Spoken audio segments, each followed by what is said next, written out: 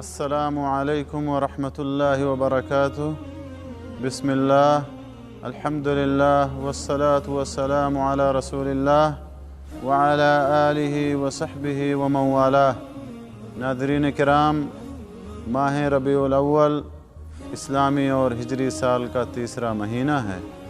اس مہینے میں حیات نبوی صلی اللہ علیہ وسلم کے چند اہم واقعات پیش آئے، لہذا اسی مہینے میں آپ صلی اللہ علیہ وسلم کی ولادت باسعادت ہوئی۔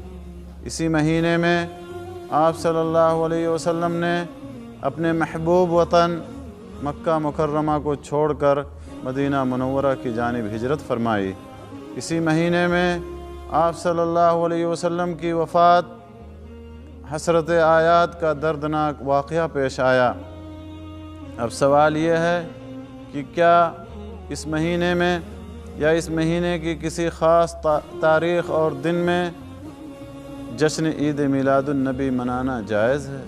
جیسا کہ ہمارے بعض مسلمان بھائی دنیا کے مختلف حصوں میں ربیع الاول کی 12 تاریخ کو جشن عید میلاد النبی منانے کا اہتمام کرتے ہیں، تو اس کا دو ٹوک لفظوں میں یہی جواب ہے کہ ایسا کرنا قطعاً جائز اور درست نہیں ہے، کیونکہ سب سے پہلی بات تو یہ ہے کہ رسول اللہ صلی اللہ علیہ وسلم نے اپنی پوری حیات مبارکہ میں نہ تو ایسا کوئی عمل کیا اور نہ تو کسی کو کرنے کا حکم دیا، اور آپ کے بعد نہ تو آپ کے خلفائے راشدین میں سے کسی نے، نہ عشرۂ مبشرہ میں سے کسی نے، اور نہ دیگر صحابہ کرام رضوان اللہ علیہم اجمعین میں سے کسی نے ایسا عمل کیا، حتیٰ کہ تابعین، تبع تابعین اور ائمہ مجتہدین میں سے بھی کسی سے ایسا کرنا ثابت نہیں ہے۔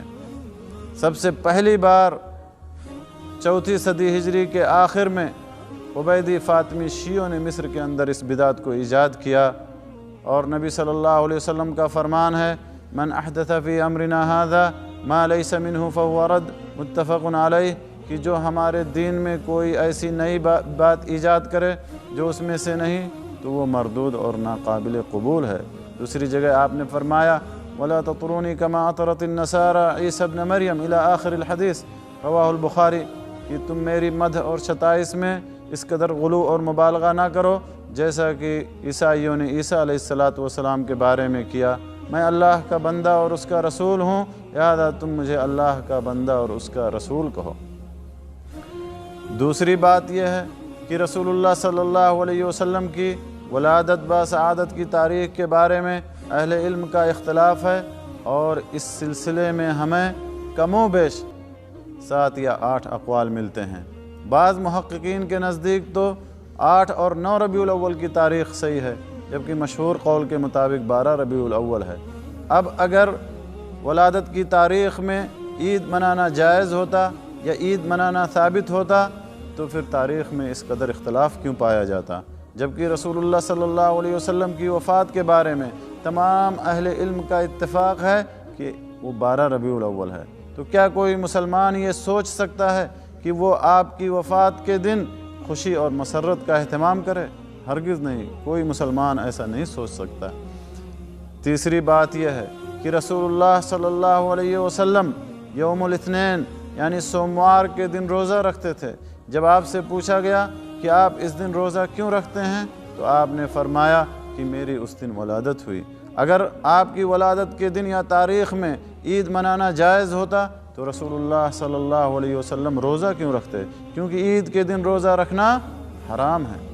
آخری بات یہ ہے میرے دوستو کہ رسول اللہ صلی اللہ علیہ وسلم سے محبت کرنا عین ایمان ہے، اور آپ کی محبت کا تقاضا، آپ سے محبت کا تقاضا ہے کہ آدمی آپ کی سنت پر عمل کرے، آپ کے نقش قدم پر چلے، اور اپنے روز مرہ کی زندگی میں اور اپنے روز مرہ کے معاملات میں رسول اللہ صلی اللہ علیہ وسلم کے اسوہ کو نافذ کرنے کی کوشش کرے۔ اللہ سے دعا ہے کہ اللہ تعالی ہمیں نبی صلی اللہ علیہ وسلم سے محبت کرنے اور آپ کی سنت کو اپنی زندگی میں نافذ کرنے کی توفیق عطا فرمائے، اور بدعات و خرافات سے محفوظ رکھے۔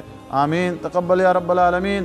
وآخر دعوانا ان الحمد للہ رب العالمین، وصلی اللہ علی نبینا محمد وعلی آلہ وصحبہ اجمعین۔